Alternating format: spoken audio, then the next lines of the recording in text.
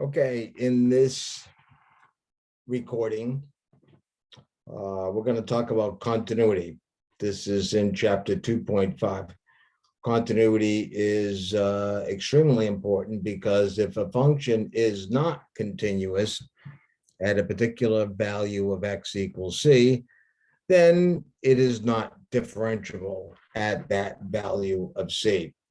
So in order for a function to be continuous at a value of x equals c, whatever that constant value might be, it has to conform or it has to meet three continuity principles.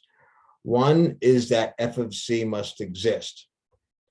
Two is that the limit as x approaches c of the function f of x must also exist, which means that both of the one-sided limits must be approaching the same value. That goes back to the section on limits. And then the third is that number one and number two must both be the same value in order for it to be continuous. My advice is that anybody who's watching this video should also make sure that they've practiced graphing piecewise defined functions, because the textbook and WebAssign use piecewise defined functions to work this concept of continuity. So you should, and you will be required to be able to graph one of these piecewise functions. Okay, so let's take a look at one example of this, which should pretty much cover what you need to be able to do for all of them. So here we have a piecewise function. Okay. The first part is a rational function. It's going to follow that particular function for all values of x except x not equal to 2. And then it's equal to 8 if x is equal to 2. So what I'm going to do, I'm going to pause this for 1 second.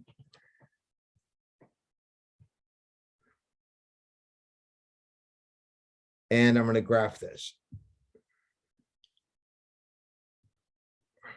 Okay, so here's what the graph of this function looks like. And again, keep in mind that it's just a rough sketch, but this is going to be essential in you being able to determine the continuity.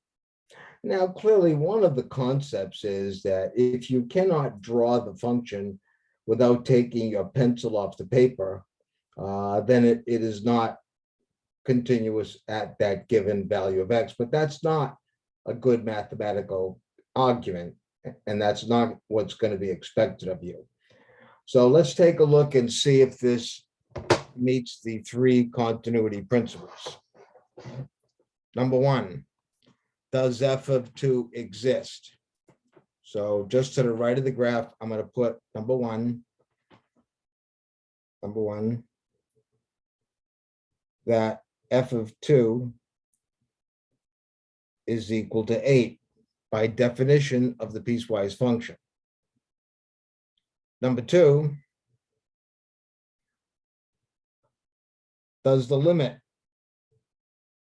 as x approach 2 exist? And that means that both the one-sided limits must exist. In other words, the limit as x approaches 2 from the right and the limit as x approaches 2 from the left must both exist, and they do, and they're equal to 6. However, number three says that the number one and number two must be equal. And so therefore, since 8 does not equal to 6, then this fails the third principle, and it is not continuous at x equals 2. Now, that's a formal approach to this, okay? I mean, you could see by the graph of this that it wasn't continuous from the very beginning, but again, you cannot use that argument in WebAssign or on an exam, by the way. So let's fix this function.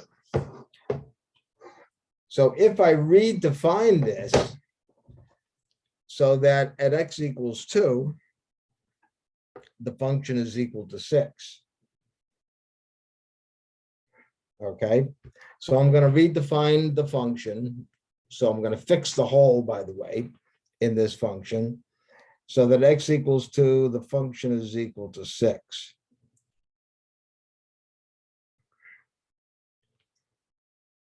And let me show you this.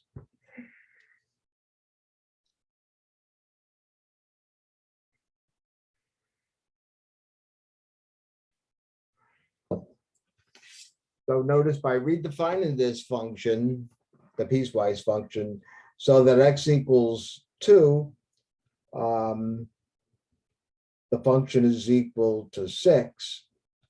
Notice you filled in the hole in that line. And now the third part of this,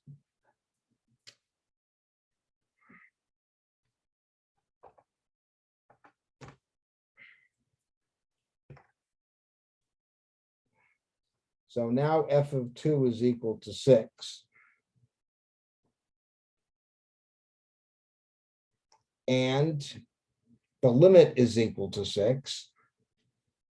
And so therefore, the third principle is now fulfilled, that number 1 is equal to number 2. In other words, 6 is in fact equal to 6. So therefore, now this function is continuous at x equals 2. In fact, it's continuous everywhere. Now, there are a bunch of theorems in the book about continuity. In other words, all polynomial functions are continuous everywhere. And so you should take a look at the textbook and at least read through those theorems and make sure you understand them. But let's take a look at one more example here before we finish off this mini lecture, okay? And let's take a look at a function, not piecewise, by the way, but f of x is equal to the square root of x. So let's take a look at f of x equals the square root of x. And let's discuss the continuity of this at c equals 0. In other words, the square root of 0. When we look at the graph of this function, again, roughly, I mean, you can use your calculator to see what this graph looks like, but roughly this is what it looks like.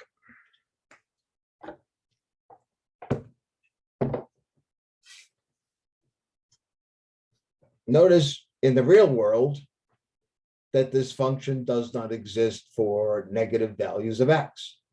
So when we go to prove the principles here, the first one would still be, does f of 0 exist? And the answer is yes. The square root of 0 does exist, and in fact, it's equal to 0. So number 1 is fulfilled, that f of 0 is equal to 0. Now, when we get to number 2, and we talk about the limit of this, notice that the limit only exists from one side. So in other words, the limit only exists as x approaches 0 coming in from the right, because the function doesn't exist on the other side. So therefore, only one side of this limit exists, and in fact, it's equal to 0. So this is a case where we only have a one-sided limit involved in this proof. And finally, number 3 is that since 0 is equal to 0, this function is continuous at c equals 0.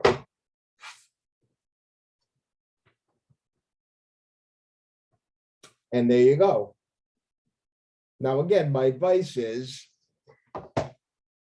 that on the chapter review documents, there might be some video links to YouTube videos on how to graph piecewise functions. I can't remember if I included some of those links or not, but if you find that you are rusty on graphing piecewise defined functions, my advice is to spend some time looking at some YouTube videos on that. Okay, so I'm going to end this. And that concludes 2.5. Now I have like 3 more sections to cover in Zoom recordings to finish this chapter. Okay. This recording is stopped.